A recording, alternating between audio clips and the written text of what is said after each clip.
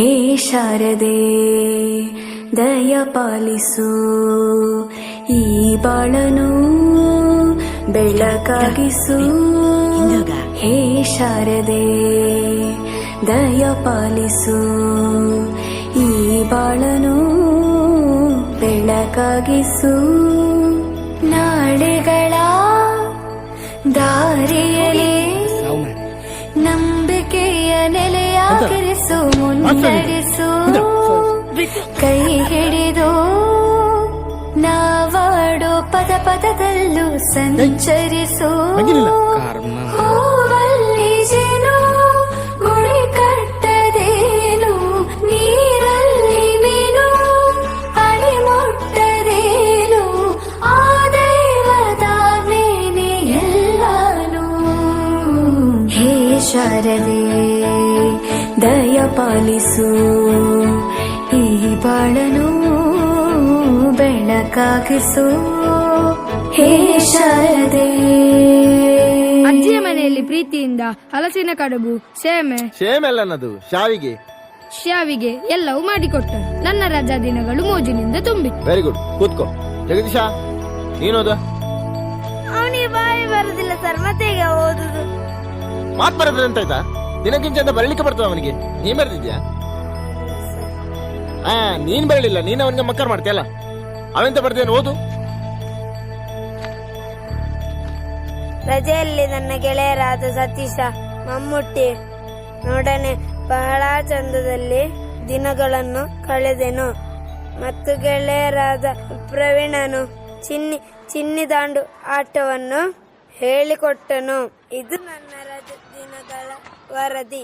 ಈ ಪ್ರವೀಣ 7ನೇ ಕ್ಲಾಸ್ ಅಲ್ವನಾ? ಹೌದು ಸರ್, 3 ವರ್ಷದಿಂದ. ಎಂತ ಅವಸ್ಥೆ ಮಾರ ನಮ್ದು. ಮೊದಲ ಕ್ಲಾಸೇ ಹೊರಗೆ ಹಾಕುದಂದ್ರೆ ಇವರಿಗೆ ಮನ್ಸತ್ತು ಉಂಟ. ಹೊರಗೆ ಹಾಕಿದ್ರೇನಾ? ಇಲ್ವಾ?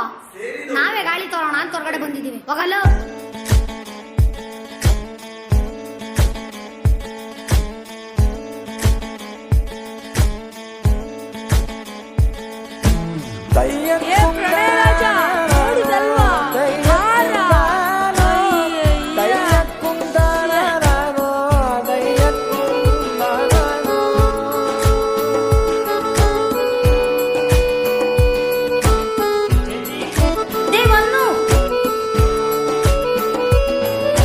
ನಾಟ್ಯ ಅನ್ನೋದು ನಾದಾಂತರಂಗ ತಾನೆ, ನಾದ ಅನ್ನೋದು ಭಾವಾಂತರಂಗನೇ.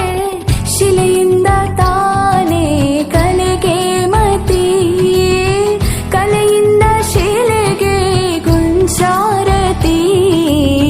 ಪ್ರತಿಯೊಂದರಲ್ಲೂ ಪವನಾಣತಿ.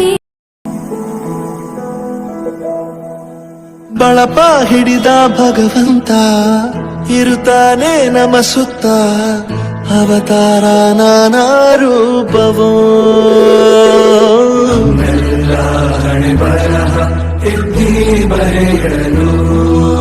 ಕತ್ತಲೆಯಿಂದ ಬಹಂತ ನಮ್ಮ ಕೈಯ ಹಿಡಿಯುತ್ತ, ಕರೆದೊಯ್ದ ಬೆಳಕು ತೋರಲು. ನಮ್ಮ ಬೆಳೆಸಲು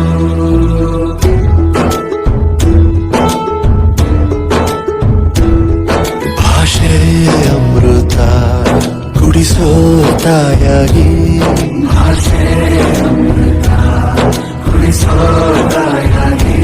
ಭವಿಷ್ಯ ಬರೆವಂತ ತಂದೆನೋ ಆಗಿ,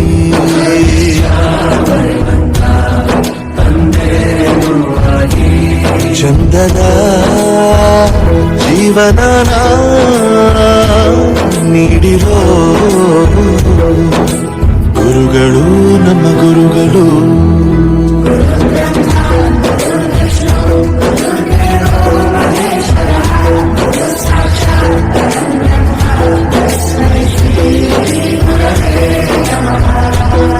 ಗುರವೇ ನಮಃ, ಗುರವೇ ನಮಃ. ಬಳಪ ಹಿಡಿದ ಭಗವಂತ ಇರುತ್ತಾನೆ ನಮ ಸುತ್ತ, ಅವತಾರ ನಾನಾ ರೂಪವೋ.